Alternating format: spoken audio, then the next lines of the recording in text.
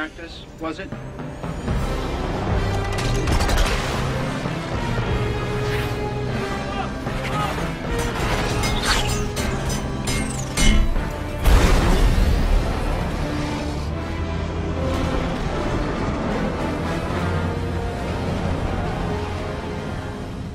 Five minutes later. I had to pick up your slack and save over 600 people.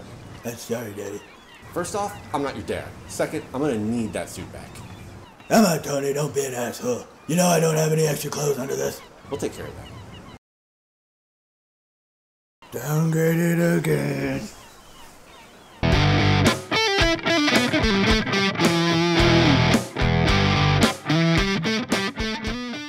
Hiya, Thanos. We're the lamest offenders. I don't even know who you are. We have a small but dedicated fan base. Be sure to visit our sponsor at BaskervilleProductions.com. Hi, and welcome back. So today on our MCU Legacy Collection, we are going to be reviewing Spider-Man Homecoming. Claude is a little bit of a Spider-Man fan. Kinda, so I'm not too familiar with the character. yeah, but he's going to kind of take the reins on this one. So let's just get started with talking about, I guess, the premise. So they're trying to make the MCU Spider-Man a little bit different than, you know, the other two iterations where you had Tobey Maguire, which was excellent, the Andrew Garfield movies that were dog crap. Yeah. But so for this one, they're just focusing him on more of just the high school Peter Parker, which is fine. And with you saw a little bit of this in Civil War, where Spider-Man's living in Queens with his hot aunt, and Tony Stark obviously recruits him. So it's kind of cool to see the repercussions of Civil War into this and what his everyday life looks like now that he's been a part of a bigger crew and a bigger team. Yeah. And I really like the fact that, you know, Tony Stark is instructing him, just focus on training to be a better person, which will evolve into being a better hero.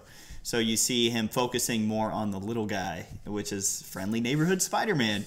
And that's what's kind of cool, because this one doesn't really show what the other movies did, where Spider-Man's just out in the city almost immediately swinging from buildings. Yeah. Which was neat, but at the same time, it's just like, all right, you know, how much swinging can Spider-Man do in a neighborhood? And taking swinging, you know, that's a very it's a weird word, but it's cool to see kind of Spider-Man's overall casting network now that you have Ned Leeds, who, if you don't know, in the comic eventually turns into Hobgoblin. But I don't think they're going to go that route. But it's cool because it's his best friend, and it's his guy in the chair is what they're calling it. So he's kind of Spider-Man's co-pilot, and really I think Tom Holland and the actor that plays Ned Leeds, I forgot his name. I think his first name is Jacob. But they're great together. The chemistry's there. Great chemistry. It's believable. For sure. And then one thing I really, really didn't like about the movie is kind of their iteration of MJ. Just because they kind of tease around and they're like the twist, oh, my name is MJ. It's just like, okay. I mean, it's different than Gwen Stacy that they did in Amazing Spider-Man, played by Emma Stone. And it's a little bit different than Kirsten Dunst as MJ. Yeah. At the same time, I mean, it's Mary Jane. Like, did you really have to make it some big reveal? Like, it didn't really matter a whole lot. Just call her MJ from the beginning. Who gives a, you know, a so with that being said, I think the best portion of this movie was obviously the villain, played by Michael Keaton. Absolutely. Birdman is at it again. Yeah. Vulture, yeah. He, this guy loves birds. I mean, the best thing is that they really fleshed out his backstory. Yeah. They really made him believable, or not believable, but they made him just a fully fledged character. Yeah, he's a blue-collar worker, basically. Yeah, he had a job from after Avengers 1 that it was just like, hey, I bought trucks for this job. Like, you can't come in here and just take all this stuff. And that's exactly what the federal government did. And he's bitter about it. And he starts robbing banks. It's understandable until he starts, you know, becoming a bird and starts doing crime. The one thing about this movie that bothered me is that he knew how to use that suit so well. Yeah. I've just some throwaway line like, well, those years in the Air Force really paid off. Right. You know, like just something like that. Like just something that would have been nice. Just to put on that bomber jacket and he's ready. Yeah. Just like, or he flew a plane in his free time. I don't know, something. But the you talk about web swinging out in the city. Yeah. One of my favorite scenes in the movie is when he's out in the suburbs and he puts his costume on. Yeah. And he just tries to whip out of there. Ferris and he just Bueller. goes out. Yeah. And the Ferris Bueller run. Yeah. That was cool. It's brilliant. Yeah. And I think the director, John Watts, is perfect for this job. Just seeing kind of his brand of humor go into the movie and just really focused on Spider-Man and not so much the outer MCU. Yeah. Which was neat. Like, you have more of a focus of this as a singular movie. Yeah. But for sure. Knowing Sony and Marvel, they're like, okay, let's sprinkle in some RDJ in there. Which they're obviously from the skit, RDJ is in this movie. And I think it's just Sony trying to sell more tickets. They're like, okay, this movie's got Iron Man. He's on the poster. He's in it for what? Maybe less than 2 minutes total? He's in the beginning. And then he has that nice scene that we so carefully recreated. Right. Perfectly. Yeah. And then I think one at the for end, one. Yeah. But the most part is just him like literally on the phone, isn't Yeah. it? So it's just... And that's the thing that I... in his backyard. Coming in hot. The thing that really kind of makes me mad about the MCU's version of Spider-Man is that he is Tony Stark Jr. completely. We've talked about it before in the other 100 videos that we did, that it's... You kind of get a hint of Uncle Ben, but really Uncle Ben is the father figure for Peter Parker. It doesn't need to be Tony Stark. Tony Stark's a bad influence, and obviously he's trying to, he sees a lot in Peter Parker, and he wants him to be a better version of himself, which is kind of selfish. So he's trying to take care of Peter Parker, and it's kind of messed up that he's recruiting a 14-year-old for all this stuff. Because, he sends him into a battle with other superheroes in Germany. Well, it's funny because he realized that in that scene that he's... After the ferry splits in two and they save it, and he's like, well, if you died, that's on me. Yeah. Stupid. Of course it's on you.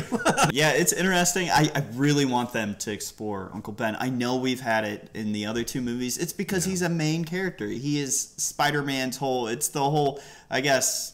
Yeah, just like a 3 to 5 minute flashback. Yeah, anything. That's all. Just something. Make Tobey Maguire Uncle Ben. He's about the age range of Marisa Tomei. So, That'd be great. Yeah. I don't know, maybe do a time with Sam Raimi and Doctor Strange sequel somehow. Yeah.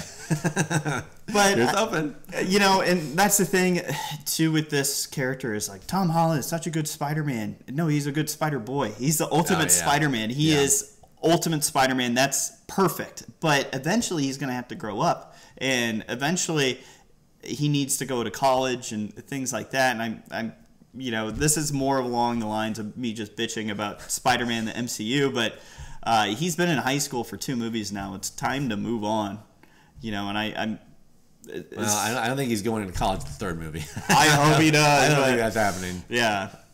But getting back to Michael Keaton's Vulture. Oh, you love that guy. I do. Well, my favorite scene in the movie is when Peter is taking... Tooks' daughter to the prom. I don't remember her name.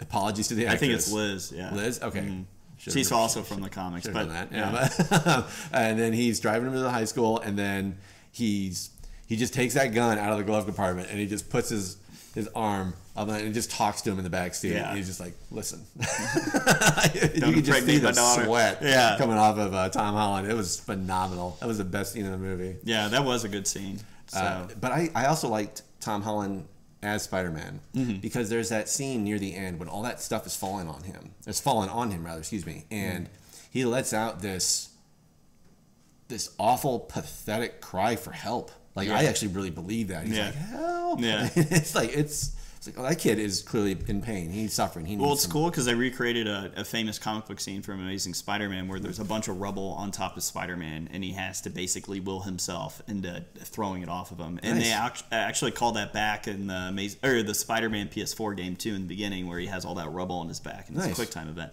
So there's a little Spider trivia for you folks. But again, I don't think Tom Holland's a bad Spider-Man whatsoever. I just think eventually he's going to have to grow up, and it'd be interesting to see how they do it. I don't know if they do it with Tom Holland. Yeah. I don't think they do.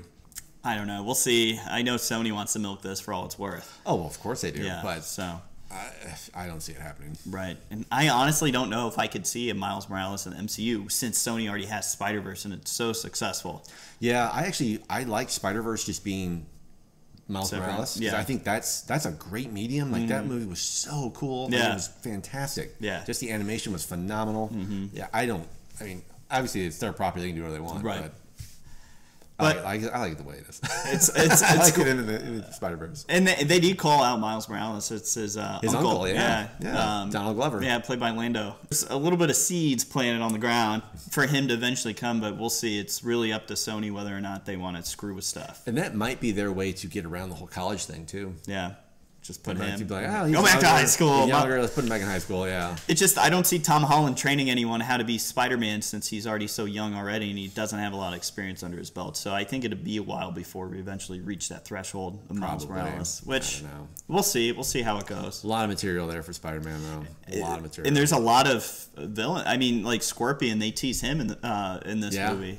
So that's pretty much what we think of Spider-Man Homecoming. Is there a final review score that you'd like to give this? Like 8.5. Yeah, that's more. It's a solid movie. Yeah, it's such a good one. It's better than I thought it was going to be. Yeah. Just given it felt kind of rushed after Civil War, and then he was there, and this is a great movie. So I agree with you. I think this is about an 8.5 for me as well.